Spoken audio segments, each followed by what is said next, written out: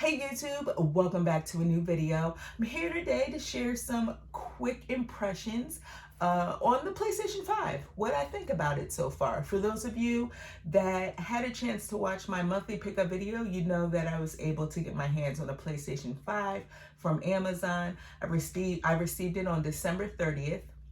And I've had like roughly a week to mess around with it, and I wanted to give you my initial thoughts on this new console. Got new generation of hardware, and I wanted to just chat briefly about it. Now, I'm gonna just go for it, okay? I'm not gonna show you the PlayStation 5 because it is hooked up, and it's a beefy boy. It's a big boy.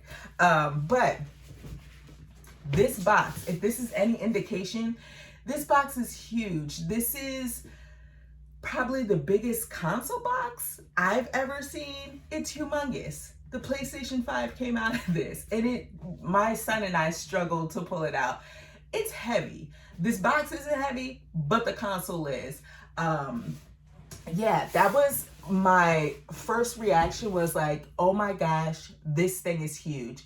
It's a big boy. And initially when Sony did their state of play, I guess it was back in the summer, and they showed it off, the way the console looked, I wasn't really too hot about it. I was like, oh my gosh, this is an amazing looking console. But now seeing it, I'm like, wow, it's simplistic, but it looks super futuristic, and I dig that. Once I was able to pull my console out of the box and set it up, which was super easy. It came with a stand. I have it set up vertically. You could do it either vertically or horizontally. Once I got everything hooked up to the television, the setup was super easy. Oh my goodness, so easy. And I don't know if it's easy if you don't use the PlayStation app. I use the PlayStation app on my phone to kind of push along the process of installing everything, like setting up my PlayStation 5. It was really quick, seamless. It totally recognized my PlayStation 4, and during the setup process, it even asked what I wanted to transfer over to the PlayStation 5. And from my PlayStation 4, what I wanted to transfer over to the PlayStation 5. So that made it easy too. I didn't transfer everything over to the PlayStation 5 hard drive, but I did end up transferring one game, and that was 13 Sentinels. I transferred my save and everything over to the PlayStation 5, and that worked seamless. The whole installation process took maybe an hour, and an hour just might be pushing it, because I also installed a few of the PlayStation 5 games, which super quick. Oh my gosh, doesn't take any time to install a brand new PlayStation 5 game. It's crazy. I don't know about you guys, but PlayStation 4 install times are ridiculous for me. I can get a new PlayStation 4 game, put it in my PS4, and it will take up to an hour to install. On the PlayStation 5, I popped a game in, and it took 15 minutes max for that one game. It was awesome. A day later, I also ended up transferring my PlayStation 4 version of Assassin's Creed Valhalla over to my PlayStation 5. And again, that didn't take any time. Super easy to do. It was the PlayStation 4 version, so it had that upgrade to the PlayStation 5. All of that is really easy. When it comes to the UI, I actually really like it. It's clean, it's simplistic. You're not getting a whole bunch of things popping out at you. It's super organized. For me, it's just, I have the problem of I'm so used to the PlayStation 4. So now I'm trying that UI. So now I'm trying to get used to the PlayStation 5 UI. But I mean, honestly, everything is so nicely laid out with the tiles, and it's just like super simplistic, and I honestly appreciate that. One thing that I also like is, now with trophies, for any of you guys out there, I mean, I don't like go out of my way to get trophies, but I appreciate some trophies, right? One thing that I noticed, and I really like this, the PlayStation 5, like the trophy app, now it actually tracks progression, like if your progression towards a trophy. So you might, be at 50% for one particular trophy. I actually really think that's a cool little idea that they put in there that really helps for people like me that are trying to go after a trophy, an achievable trophy.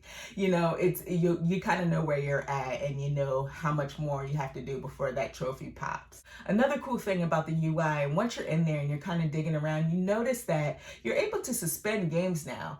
I haven't really messed around with that too much. I did it once on accident, but I really do like these new features. The fact that you can suspend a game, come back to it in a little bit, boom, there you go. That's pretty convenient. The best thing so far about the PlayStation 5, honestly guys, I'm not even lying, is the controller. This controller, I almost want to say, is revolutionary. Like, I'm blown away by it. Initially, when I had it in my hands, I was like, this feels weird. This feels different. It's heavier. It has some heft to it, but it is amazing. The technology that is in here, of course, you have your motion and the triggers. I mean, that technology is bananas, all right? And you'll really see how the controller works once you play the Astrobot game. It does a great job of showing you everything that this controller can do. And so I'm super hopeful to see how games take advantage of this controller technology. Like, honestly, I want to see games do amazing things with some of the technology that this controller has to offer. I'm not lying, guys. Like, I heard people say that the controller was so great and everything, and I was like, oh, okay, it's a controller. But honestly, it's not until you get it in your hands and you mess around with that Astrobot game that you're like, wowzers, this is nuts. So when it comes to games that I've been playing and games that I mentioned the Astrobot game. Honestly, I love that game to pieces. I'm not even done playing it yet. It is a fantastic game. And it's crazy to say that because the game is basically a tech demo for the controller and to show what the PlayStation 5 can do. But the game truly is a lot of fun. And I'm hoping that we get a full-blown like Astrobot game. Like, honestly, sometime soon. Give it to me. I'm also playing, I've showed you guys these games before. I'm playing Assassin's Creed Valhalla on the PlayStation 4. This is the PlayStation 4 version. Super easy to transfer up to the PS5 version. 13 Sentinels looks beautiful on the PlayStation 5. So does Assassin's Creed Valhalla. They are gorgeous.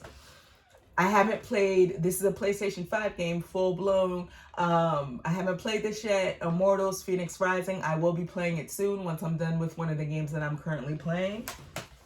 And also Sackboy: A Big Adventure, which I absolutely love. Love this game to pieces, and it looks really good on the PlayStation 5 as well. I haven't tried out Bugsnax, but I want to try Bugsnax out, and that's pretty much it for right now. If I play anything else on the PlayStation 5, it'll probably be a PlayStation 4 game.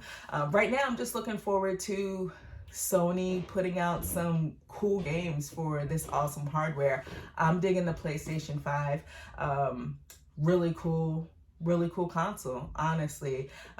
Next generation is here. If you have a PlayStation 5, let me know what you think about it. I want to thank all of you guys for watching this video, and I'll check you next time.